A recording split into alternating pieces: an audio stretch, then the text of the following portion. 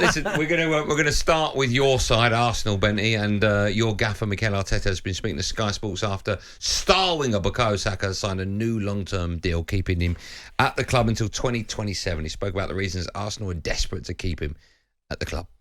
He's really likable, really humble. He takes time to really understand how people are feeling, what they need. He really cares. You know, it's not something that he does because of his role. He's genuine, and I think that's his biggest attribute. Listen, they had to offer him a new deal. He's a very, very exciting English player, and I think every single club in the Premier League, including Man City, would find a place for him to start. Yeah, I think so. I think most Man City fans would probably take Saka over Mahrez. Potentially, yeah, because you look at the age and longevity that he's probably got. Saka never gives you any problems, durable, as we've seen amount of games that he plays. But it's massive, massive news for Arsenal, because I think that was one, certainly after the disappointment, and it's quite clever, the disappointment of losing the league, which is unfortunate, after being so close with Manchester City.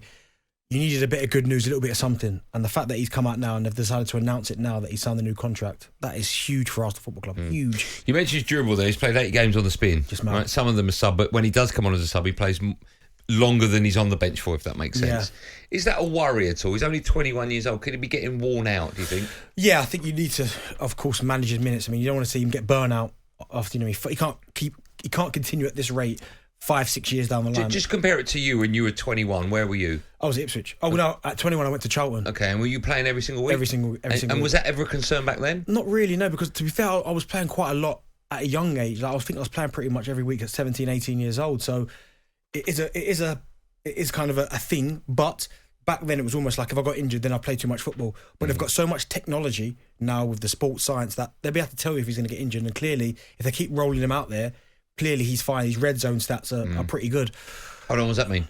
So red zone is like almost how hard you're working. When you hit that red zone max, I can't quite think about what it is, but either way, if you hit your red zone stats, like that's you at your maximum. Is it like ultimate heartbeat? If throwing you're trying to burn calories, that's the zone. If you're at that top end, it's how long you can stay in there. And obviously, when you're in there, you're susceptible to injuries and stuff. So they can tell on all this data, all this computer stuff. But listen, he's been fantastic, Saka. And I know it's a lot of money, but he is Arsenal through and through. I think when Arsenal fans, certainly of a younger generation, look at Arsenal, they look to him. Like, he's kind of the inspiration as to what you can achieve if you work hard and you listen to your coaches on the training pitch. So listen, I think it's a fantastic day for Arsenal Football Club. Is it a risk? And by that I mean he's young, he's 21 years old.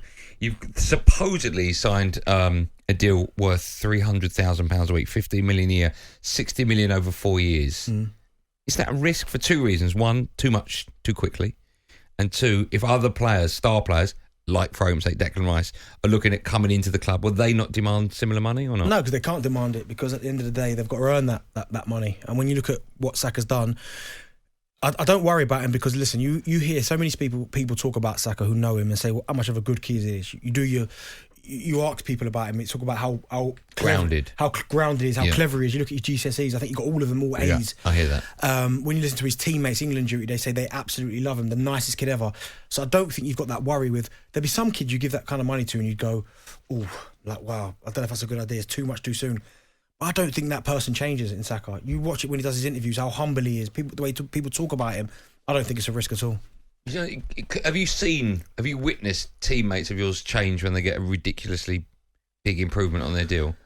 Not to them figures, not like that. But it's only normal, right? It's crazy money for a 21-year-old to be it's crazy money, full stop. But I think for someone like him, Saka, he's never in the media.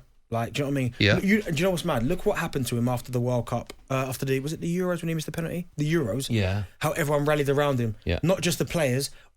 He was going to every single stadium and people were giving him a standing ovation because of the kind of person that he is.